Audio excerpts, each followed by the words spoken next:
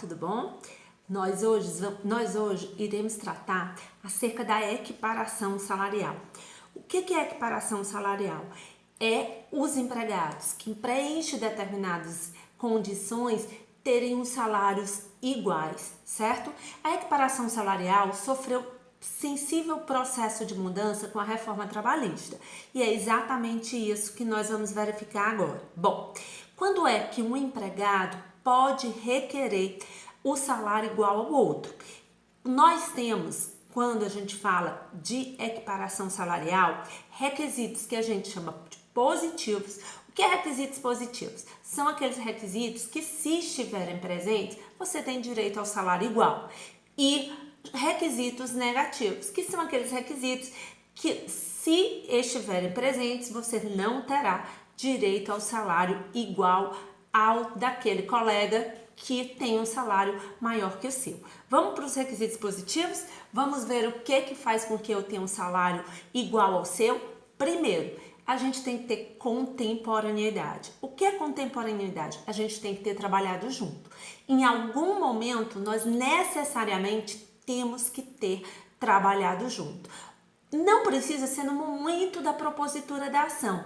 Você pode ter trabalhado conjuntamente comigo no passado, mas dentro de algum período nós trabalhamos conjuntamente, ok? Segundo requisito.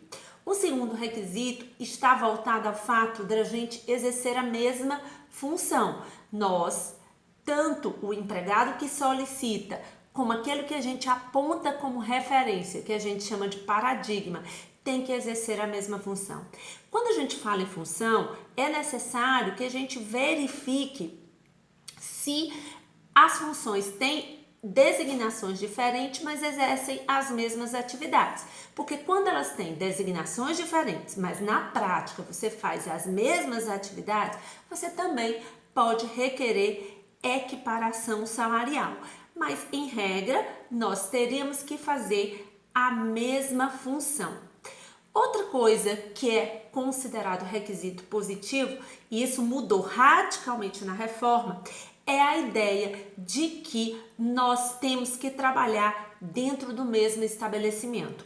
Antes da reforma, o que se falava era de localidade, ou seja, aqueles empregados que estavam no mesmo município, eles tinham que ter o mesmo salário se eles preenchessem os demais requisitos da equiparação salarial.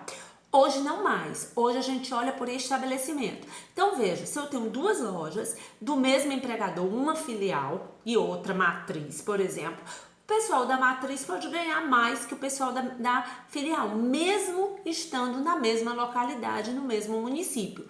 O que se faz em relação à equiparação salarial é o local do estabelecimento. Próximo requisito positivo. Outro requisito positivo também foi alterado com a reforma. Antes da reforma, eu tinha a necessidade de provar tempo apenas na função. Eu tinha que ter um período menor que 2 anos para que eu pudesse solicitar equiparação salarial. Hoje não é só tempo na função, é também tempo no emprego. Então, nós temos que ter um tempo de emprego inferior a 4 anos e um tempo na função inferior a 2 anos. Então, eu não falo mais apenas na questão de função. Eu falo também na questão de tempo no emprego. Por exemplo, se você tem 5 anos na empresa a mais do que eu, embora nós tenhamos apenas 1 ano na mesma função, não dá para pedir equiparação salarial, porque não se leva mais em consideração apenas o tempo na função e também o tempo no emprego. Outro requisito é ser o mesmo empregador. O fato de ser o mesmo empregador, ele se perdeu um pouquinho em relação à equiparação ser por estabelecimento. Antes a gente trabalhava com a questão de grupo econômico, mas hoje, como a equiparação está baseada em estabelecimento, perdeu-se um pouquinho a noção dessa discussão, certo? Bem como a questão da localidade também perdeu-se, porque hoje você tem a equiparação por estabelecimento. Outra coisa importante, a mais difícil dela, que é o último requisito, é mesma produtividade, mesma perfeição técnica. Por que o requisito mais difícil? Porque é um requisito extremamente subjetivo. Como eu falei, quando a gente fala em funções, a gente fala em diversas atividades. E pode ser que eu execute algumas atividades melhor que você e você execute outras atividades melhor do que eu. Então, é difícil esse parâmetro de melhor produtividade. Mas vamos dar um exemplo. Eu tenho uma loja e nessa loja que se situa num local turístico, eu preciso de um vendedor que fale inglês. E eu contrato um vendedor que fala inglês. Os demais vendedores não falam inglês. Obviamente que esse vendedor que fala inglês, ele tem uma qualidade, uma habilidade que é necessário para a minha atividade, que é importante. Então, esse trabalhador teria um salário maior.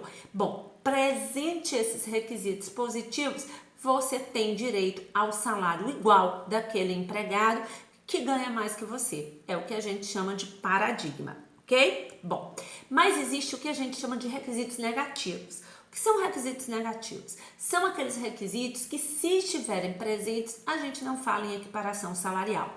Aqui também mudou. Na lei anterior, o plano de cargos, a existência na empresa de um plano de cargos e salários que deveria ser homologado pelo Ministério do Trabalho, utilizando os critérios de merecimento e antiguidade, é que seria um dos requisitos negativos.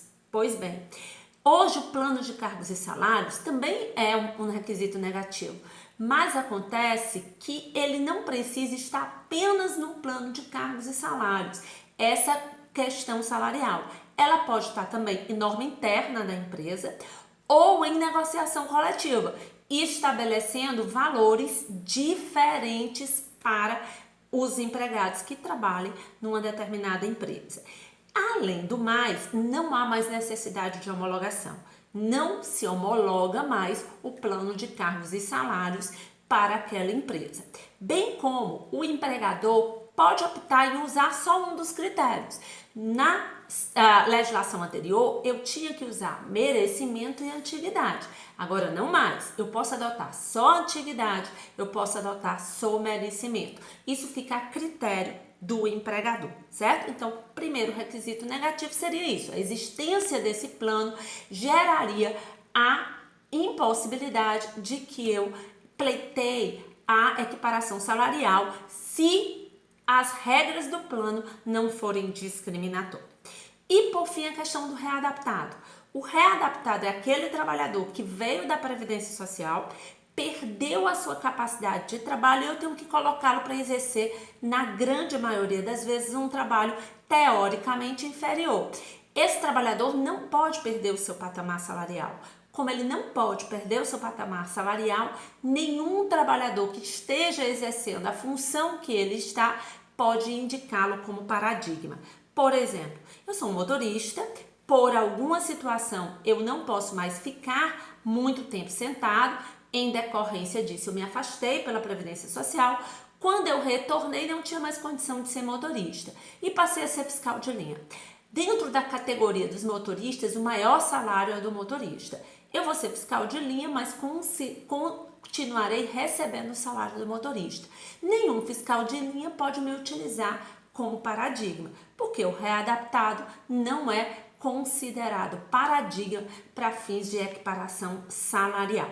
Fique de olho na reforma e a gente se fala numa próxima oportunidade. Não esqueça de verificar no YouTube, mandar sugestões, pedir que a gente toque num tema que seja interessante de você, para você verifique no Facebook, na página Haddad Cristiane, e curta lá no Facebook, no YouTube. Curta e compartilhe. Obrigada.